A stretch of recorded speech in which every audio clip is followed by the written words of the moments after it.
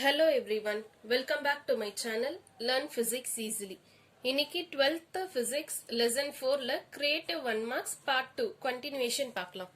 First question, the RMS value of an AC voltage with the peak value of 311 volt. So the peak value represents Vm, okay? But நம்ம drive பண்ணது வந்து கரண்ட்டுக்கு தான் drive பண்ணிருப்போம். உங்க புக்ல பாத்தீங்கன்னா first கரண்ட்டுக்கான equation தான் எழுதியிருப்பாங்க. IRMS is equal to IM by root 2 and the 1 by root 2 value 0.707. இந்த IM அதே மாதிரி இருக்கும். இங்க நம்மளுக்கு வோல்டேஜ் கேட்டிருக்காங்க. வோல்டேஜ் கேட்டாலும் அதே ஃபார்முலா தான். இங்க கரண்ட்டுக்கு பதிலா வோல்டேஜ்னு எழுதணும். So VRMS is equal to VM divided by root 2. Here also 1 by root 2 value 0.707 into Vm. So அந்த Vm value தான் peak value. அது questionலே 311 கொடுத்திருக்காங்க. So 0.707 into 311. So இதை multiply பண்ணீங்கன்னா around 219.877. So voltage unit volt. So இதுதான் answer கிடைக்கும். இதை நீங்க அப்படியே ரவுண்ட் ஆஃப் பண்ணீங்கன்னா this is approximately 220 volt. So 220 volt means option B. So option B is the correct answer. இதே மாதிரி question உங்களுக்கு கரண்ட் கேட்டாலும் சேம் ஃபார்முலா தான். ஓகே, சம் கேசஸ்ல என்ன பண்ணுவாங்கன்னா they will give you IRMS value. இங்க என்ன பண்ணியிருந்தாங்க, பீக் வேல்யூ கொடுத்துட்டாங்க. So peak value means IM or VM. அந்த வேல்யூ கொடுத்திருக்காங்க. நம்ம VRMS or IRMS find out பண்ணும். ஒரு சில கேசஸ்ல VRMS வேல்யூ கொடுத்துட்டு VM ஓட வேல்யூ கால்குலேட் பண்ண சொல்வாங்க. அப்ப இந்த ஃபார்முலாவை நீங்க அப்படியே ரீஅரேஞ்ச் பண்ணிக்கணும். Next question, in a step up transformer output voltage is 11 kilo volt. So transformerல outputனா secondary coil. So VS value is 11 kilo volt. And the input voltage is, input na primary coil, so primary voltage is 220 volt. So find the ratio of number of turns of secondary to primary. So number of turns na n, so n is divided by npn find out பண்ணு. So this is the basic equation in transformer. இந்த equation நல்லா நீ ஞாபகம் வச்சுக்கோங்க. இதுல இருந்து நிறைய creative 1 marks கேட்பாங்க, பட் ரொம்ப ஈஸியா இருக்கும் சால்வ் பண்றதுக்கு. The equation is Vs by Vp equal to Ns by Np equal to Ip by Is is equal to K. கரண்ட்டுக்கு மட்டும் Ip வேல்யூ மேல வரும். ஸோ அது ஒரு ஹிண்டா ஞாபகம் வச்சுக்கோங்க. இப்போ இங்க நம்மளுக்கு என்ன ஈக்குவேஷன் வேணும், இங்க வோல்டேஜ் பத்தியும் நம்பர் ஆஃப் டர்ன்ஸ் பத்தி மட்டும் தான் கொடுத்திருக்காங்க. ஸோ நம்மளுக்கு வோல்டேஜ் ஈக்குவேஷனும் நம்பர் ஆஃப் டர்ன்ஸ் ஈக்குவேஷன் இந்த ரெண்டு மட்டும் போதும். இல்ல NS by NP ஓட வேல்யூ தான் கண்டுபிடிக்கணும். VS by VP கொடுத்திருக்காங்க. ஸோ ஸ்ட்ரெயிட் அவே சப்ஸ்டிடியூட் பண்ணா போதும். VS value is 11 kilo volt. So 11 into kilo means 1000 divided by NP value is 220. So இதை நீங்க cancel பண்ணீங்கன்னா you will be getting 50 by 1. So the answer is C option, 50 is to 1. Next question, a coil of area of cross section.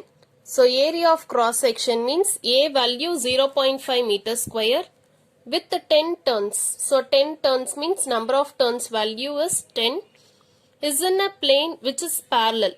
So parallel means clearly theta value is 0 degree to a uniform magnetic field. So this is magnetic field. Now magnetic field symbol is B. Find the flux through the coil. So formula is phi is equal to NBA cos theta. All the datas are given. So straight substitute pannu. Number of turns is 10 into magnetic field value is 0.2 into area value is 0.5 into cos parallel. Parallel means theta value is 0 degree. Cos 0 degree value 1. So in the numbers எல்லாம் நீங்க அப்படியே multiply பண்ணீங்கன்னா you will be getting 1. Magnetic flux unit is Weber. Okay. So C option is the correct answer. Next question. In an AC circuit, the average power consumed is 200 watt. Average power means power average value. And the apparent power is 30 watt. What is the power factor? So, இதுக்கு general formula, power average is equal to VRMS IRMS into cos phi. So, in the VRMS and IRMS together it is called as apparent power. This cos phi is called as power factor. So என்ன find out பண்ணும்? Power factor தான் என்னன்னு find out பண்ணும். So power factor is equal to இந்த apparent power அங்க divisionல எடுத்துட்டு போயிடலாம். So average power divided by apparent power.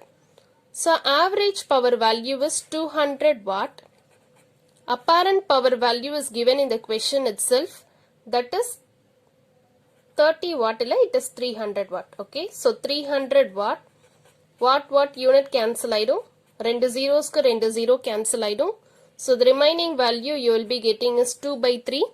So 2 by 3 is nothing but 0.66. So 0.66 means option B. So option B is the correct answer. Next question. In series RLC circuit at resonance. So இது வந்து straight away question தான். XL is equal to XC. So இது RLC circuit க்கு next ஒரு subtopic இருக்கும். அந்த topic ஓட end ஓட conclusion தான் இது. Okay. XL formula omega L. XC formula 1 by omega C. இதுவும் உங்களுக்கு 1 mark questionல கேட்கலாம். Because இது frequency-யும் inductance-ம் கொடுத்துட்டு what is the inductive reactance கேட்டாங்கன்னா formula XL is equal to omega L. So straight away multiply பண்ணிங்கன்னா answer. அதே மாதிரி capacitive reactance base பண்ணி கூட 1 mark question கேட்கலாம். அதுலயும் frequency value capacitance value கொடுத்துட்டு capacitive reactance என்னன்னு கேட்டாங்கன்னா formula வந்து 1 by omega C. Okay. So next question. The resonant frequency of an RLC circuit is nu naught. Frequency வந்து nu naught ன்னு எடுத்துக்க சொல்லிருக்காங்க. Resonant frequency formula nu naught is equal to 1 divided by root of LC. L na inductance, C na capacitance. இப்ப questionல inductance double பண்ணிருக்காங்க, capacitance double பண்ணிருக்காங்க.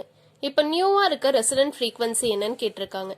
Okay, so இதை change பண்றதுனால நம்ம differenceக்கு இந்த nu naughtக்கு பதிலா nu dash ன்னு எடுத்துக்கலாம். Because நம்ம change பண்ண போறோம்ல capacitance and inductance value. So 1 divided by root of inductance on doubled, capacitance on double. Double na 2L, 2C. Okay, so nu dash is equal to 1 divided by இந்த 2 square rootல இருந்து வெளியே வந்துச்சுன்னா 2. So 2 into root of LC. Okay, so 1 divided by root of LC என்னன்னு எழுதலாம்? nu naught ன்னு எழுதலாம். So nu naught divided by 2. 1 by root of LC வந்து nu naught. Remaining ஒரு 2 இருக்கு. So nu naught divided by 2, which means B option is the correct answer. Thank you for watching this video.